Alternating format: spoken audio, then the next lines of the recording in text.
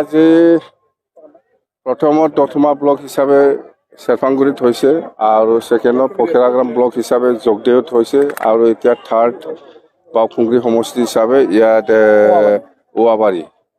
খুব ভাল হৈছে আজি প্ৰগ্ৰামবিলাক, গৰ্জিয়াছলি হৈছে আৰু সকলো জাতি জনগোষ্ঠী আছে। মুঠতে কোনো জাতি বাদ যোৱা নাই যে কোনোবা মুছলিমে অহা নাই বা কোনোবা ৰাজবংশী অহা নাই, এনেকুৱা নহয়। চব জাতি জনগোষ্ঠীয়ে আজি যিটো ব্লক ৱাইজ ৰেলী ইয়াত উপস্থিত হৈছে আৰু মনটো খুব ভাল লাগিছে। মুঠতে কোনো জাতিয়ে বাদ পৰা নাই যে আমাৰ মিটিঙত নাহাটো আৰু চবেই ভোট দিব। আৰু মই কৈছোঁ এইবাৰ প্ৰমোদ বড়োই খুব বেয়াকৈ হাৰিব কোকৰাঝাৰ লোকসভাত। ওলাবই নোৱাৰিব ৰাস্তাত লাষ্টতে। আৰু সেইদিনাতো ঠিকছে গালি খাইছিলে সি চেম ছাৰৰ লগত, মই শুনিছোঁ। খালি খাই থাকে, একো কাম নকৰে বুলি কৈছে বোলে। খালি খাবহে জানে, কামটো কৰা নাই আপুনি, এনেকুৱা বুলি কৈছে চেম ছাৰে। এইটো গালি দিছে, ঠিকছে কাম নাই ইয়াত। আজি এপছৰ সভাপতি দীপেন বৰাই এটা প্ৰেছ মিট কৰিছে। আপোনাৰ এপছৰ সভাপতি দীপেন বৰাটো সিয়েতো ছেকেণ্ড শ্বিপ, প্ৰমোদ বড়োৰ ছেকেণ্ড শ্বিপটো সিয়ে। এতিয়া আপছৰ কেইজনমান লিডাৰ আৰু ইউ পি পি এলৰ কেইজনমান লিডাৰে চব কথা গম পাইছে যে আমাৰ চৰকাৰ নাথাকিব, আমি এম পিটো নিজিকিব। এইবিলাক কথাটো দীপেন বড়োই জানে আৰু প্ৰমোদ বড়ো জানে। সেইকাৰণে ইহঁতৰ মাজত আলোচনা হৈ আছে যে যিমান দিন আছে, 10 দিন হওক, 20 দিন হওক বা 1 মাহ, 2 মাহ বা 3 মাহ, 4 মাহ, সেইখিনি সময়ত যিমান পাৰে কামাব লাগে, কাম কৰাৰ ধান্দা নাই। চৰকাৰ যে নাথাকিব বা বিজেপি আৰু ইউ পি পি এল যিটো এলায়েন্স সেইটো যে নাথাকিব, এই কথাটো দীপেন বড়ো বিৰাট ভালকৈ জানে, প্ৰমোদ বড়ো ভালকৈ জানে। স্পষ্ট ইহঁতে আমাৰ দলটো এইবাৰ এম পি ইলেকশ্যনত নিজিকিব, এইটো ফাইনেল। সেইকাৰণে ইহঁতে যিমান পাৰে কামাই লোৱাটো ইহঁতৰ কাম। এতিয়া একো কাম নকৰে। দীপেন বড়ো কি কৰিব? সিয়েতো চলাই আছে, চাপ্লাই দি আছে, কোটি কামাই আছে। দীপেন বড়োটো 1 নম্বৰ কণ্ট্ৰেক্টাৰ নাই। এতিয়া আপছৰ প্ৰেচিডেণ্ট হ'ব পাৰে সি, কিন্তু 1 নম্বৰ কণ্ট্ৰেক্টাৰ সি।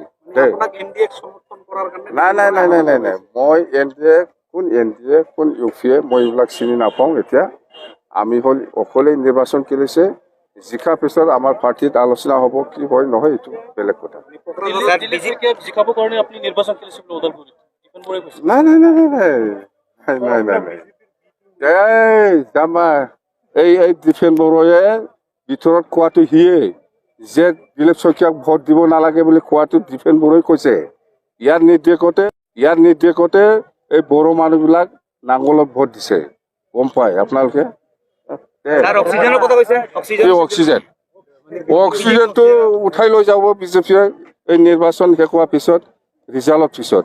দীপেন বড়োৰ নিৰ্দেশতে ইউ পি পি এল আৰু আপছু ছাপোৰ্টাৰবিলাকে তামোলপুৰ, ভেৰগাঁও, ওদালগুৰিত ভিতৰে নাঙলত ভোট দিয়াটো এই দীপেন বড়োই। কোকৰাঝাৰতো 2-2.5 লাখ মাৰ্জিন হ'ব, 2-2.5 লাখ ডিফাৰেঞ্চ হ'ব। ওদালগুৰিও এনেকুৱা হ'ব। মুঠতে আমি জিকিছে, বিৰাট আৰামত জিকিছে। নমস্কাৰ। পোনপ্ৰথমতে মই আজি আচলতে আমাৰ হেমন্ত মামাক বি টি চিলৈ ৱেলকাম কৰিব খুজিছোঁ। Welcome to B T C মামা। তো লগতে কথা হ'ল, আমাৰ কুৱেশ্যন হ'ল যে আপুনি মিয়া মুছলমান আৰু বড়ো মানুহ কিয় ইমান বেয়া পায়? আৰু যদি বেয়া পায় আপুনি কৈ দিয়ক মিয়াৰ ভোট নালাগে, ট্ৰাইবেলৰ ভোট নালাগে বুলি। আৰু লগতে আপুনি উচ্ছেদ যে ইয়াতে চলি আছে যে ট্ৰাইবেলৰ বিৰুদ্ধে, মুছলমানৰ বিৰুদ্ধে, আপুনি কৈ দিয়ক কেতিয়া উচ্ছেদ কৰি দিব। এতিয়াতো আপুনি বি টি চিতে আছে। আপুনি নাজানে নেকি এই যে খিলঞ্জীয়া মানুহ, বড়ো মানুহ, দানাচুৰ বানাচুৰৰ খানদান হয় আমি, বান ৰজাৰ বংশ হয় আমি। 5000 বছৰৰ আগৰ পৰাই আমি ইয়াতে আছোঁ। আপোনালোকে কেতিয়া আহিছে অসমত? আপোনালোকে 1228 আহিছে ইয়াতে। লাজ নালাগে? আপুনি ভূমিপুত্ৰ মালিকক আপুনি ইয়াৰ পৰা খেদিব? আপুনি আমাক ক'ত খেদিব বিচাৰিছে? মংগল গ্ৰহত নেকি? যাম ক'ত আমি এই বড়ো মানুহ? না বাংলাদেশত যাম, না ভূটানত যাম, ক'ত যাম, না আপোনাৰ ঘৰত যাম? লৈ যাওক গোটেই মানুহকে খেদি পেলাই, আপুনি যদি এনেকৈ ইচ্ছা আছে। কিয় লাহে লাহে মাৰি আছা? মাৰিলে একেবাৰে মাৰি দিয়ক। যোৱাবাৰতো সৰলপাৰাত কেঁচুৱা, লগতে 6 মাহ ডেলিভাৰী থকা মাইকীবিলাককো আমাৰ ট্ৰাকত, জীবত লাট মাৰি ৰাতি উঠাই দিয়া হ'ল ইলেকশ্যনৰ নামত।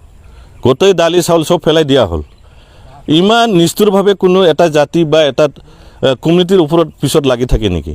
আমি জানো আপুনি চামুচেৰে কয় বেলচাৰে লৈ যায় আপোনাৰ খেল শেষ সেইকাৰণে কৈছোঁ আমি যে আমাৰ 6 শিডিউল 2003 যে যিটো আমাক গঠন কৰি দিছিলে মান মৰ্যাদা হওক লাল বাতিৰ লগত লৈ পেলাই গোটেই এই 35 লাখ জনসংখ্যাক ৰক্ষা কবচ দিয়াৰ কাৰণে LK আদৱানী বাজপেয়ীজীহঁতে আমাক যে 6 শিডিউল দিয়া হৈছিলে 8 শিডিউল দিয়া হৈছিলে আপুনি বিটাৰৰ নামত শান্তিৰ নামত সব আপুনি কাঢ়ি ল'লে চৰকাৰ দিয়েহে দেশ দিয়েহে প্ৰজাক ৰাজাই দিয়েহে প্ৰজাক আপুনি দেখোন চুৰি ডাকাতৰ নিচিনা সব আমাৰ যি আছে BTCৰ পৰা সব কাঢ়ি ল'লে সেইকাৰণে কৈছোঁ আপুনি যদি চাওক এতিয়া ঘটনা হ'ল আপোনাৰ লগত বাজপেয়ী LK আদৱানীজীৰ সময়তে 2003 এই কাউন্সিলটো গঠন হৈছিলে আপুনি তাহাঁতৰ কথাকো নামানিলে তাহাঁতক ৰেছপেক্ট নকৰিলে আমি জানো আপুনি দিল্লীকো পকেটত দিছপুৰত সোমাই ল'লে অমিত শ্বাহ নৰেন্দ্ৰ মোদী গোটেইক আপুনি মেনেজ কৰিলে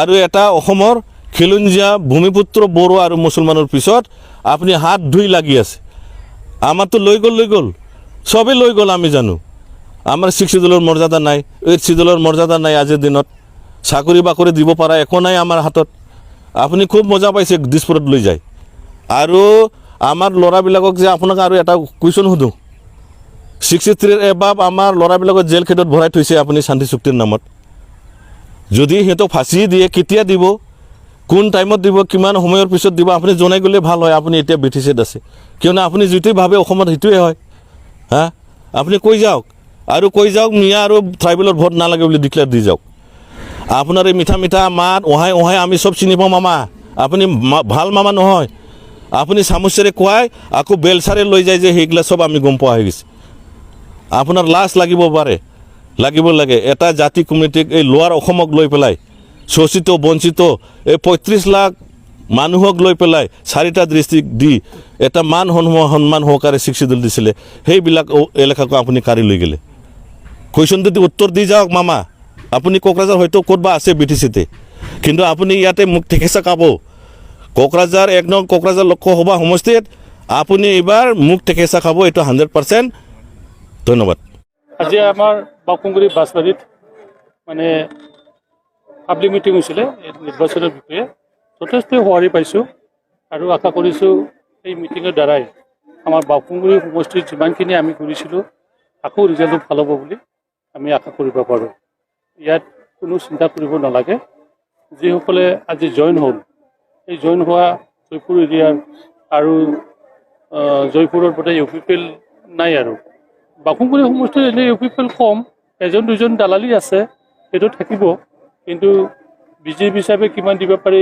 মই ক'ব নোৱাৰোঁ মোটামুটি UPPL ইয়াত 0 হৈ গৈ আছে আপটো বেষ্টলেছ কথা বেষ্টলেছ ল'ৰাটো বেষ্টলেছ কথা ক'বই মানে কোনো BPFৰ কৰ্মীসকলে যিসকলে জেনুইন কৰ্মী সেইটো BPFক এৰি নাযায় আমি BPFক ভোট দিম আৰু BPFক ভোট দিয়ে জিকাই দিম দীপেন বড়োৰ কথাটো বেষ্টলেছ এইটো কোনেও নামানে ইয়াত 4th পজিশ্যনত কোকৰাঝাৰত 4th পজিশ্যনত থাকিব আৰু BPFে মানে নিজৰ দল আৰু দলৰ চিহ্নটো বচোৱাৰ কাৰণেহে ইলেকশ্যন খেলি আছে জিকিব নোৱাৰে 4 নম্বৰত থাকিব দীপেন বড়ো ইয়াত ভোটাৰ নহয় আমাৰ কোকৰাঝাৰৰ ভোটাৰ নহয় এই মুখেৰে কথা ক'ব পাৰে কামত মানুহ নহয় ঠিক আছে